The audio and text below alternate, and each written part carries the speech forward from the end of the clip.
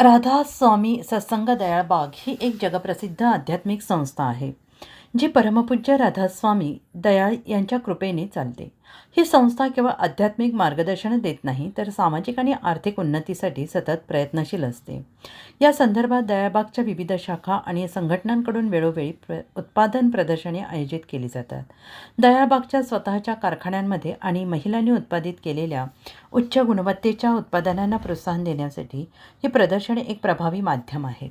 या प्रदर्शनांमध्ये कपडे, कापड, घरगुती वस्तू, आयुर्वेदिक औषधे आणि साबण आणि इतर आवश्यक दैनंदिन वस्तूंचा समावेश आहे.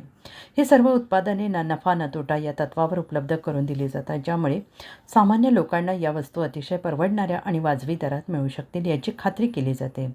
प्रदर्शनाचे प्राथमिक उद्दिष्ट सामान्य लोकांना दर्जेदार उत्पादने प्रदान करणे आणि स्वावलंबन सेवा आणि सत्संग या मूलभूत मूल्यांना प्रोत्साहन देणे आहे. 1931मध्ये लाहोरमध्ये पहिले सत्संग प्रदर्शन भरवण्यात आले.